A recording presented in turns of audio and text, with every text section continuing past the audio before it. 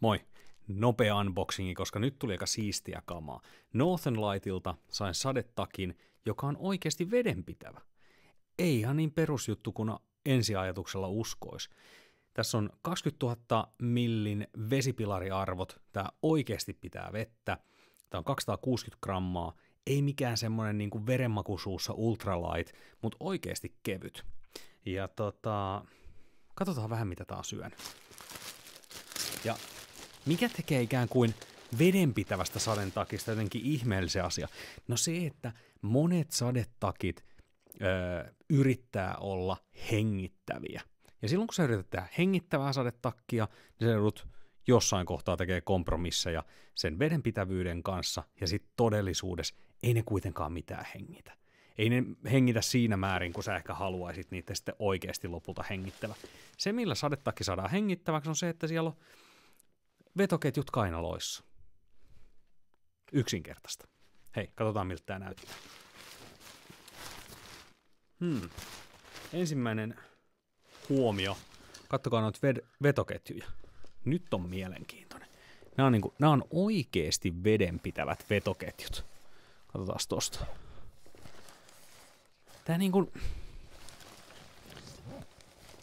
Tää ikään kuin menee toi vedenpitävä osuus suoraan tonne vedenketjun alle.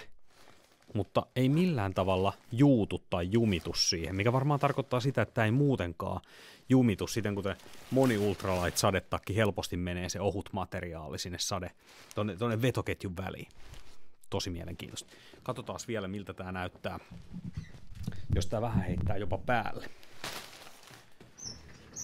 Laitetaan tuoli pois alta. Okei. Täällä on nappi ylhäällä, nappi alhaalla. Varmaan vähän ajatuksena se, että sä voit jättää, pistää napin kiinni ylhäältä, mutta jättää vetoketjua auki, jotta saadaan se hengittävyys sinne. Okei. Mielenkiintoista. Heitään päälle.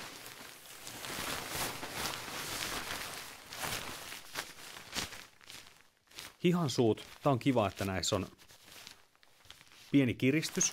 Ei ole mitään narukiristystä. Itse asiassa omalle kädelle aivan sopiva. No rehellisesti mä tykkäisin ehkä vielä ihan napsun kireemmästä, mutta mä luulen, että moni muu ei tykkäisi. Mulla on aika pienet kädet, joten tää on mulle aivan riittävän hyvä. Ja sitten semmoselle, jolla on isompi käsi, niin toi on varmaan aivan täydellinen. Nappi myös alhaalla tosiaan. Nämä vetoketjut on kyllä, nämä on niinku siistit. Nämä on siistit. Alhaalta löytyy kiristykset, kuten tietysti kuuluu, ja ylhäältä laitas huppua päähän. Sieltä löytyi kanssakiristys. Itse asiassa oli jo valmiiksi kiristettykin.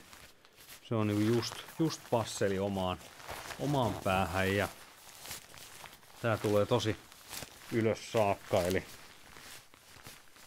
pääsee aidosti sateen suojaan. Se minkä huomaa itse asiassa tästä, niin täällä on aika reipas tää lippa täällä vetoketjun alla vielä. Tää on semmoista, tää ei oo kanssa, nyt ei olla ihan siinä ohuimmassa. Tää on tämmönen jämäkkää hyvää kangasta. Itse asiassa tässä lippa on samaa jämäkkää kangasta. Eli tosi hyvä fiilis tulee itselle.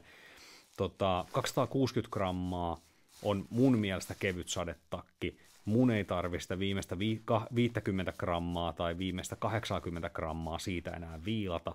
Mieluummin mä otan itselleni taskut. Tänne saa vähän tavaraa. Puhelimen tuohon suojaan saa nopeasti ja helposti sen käteen.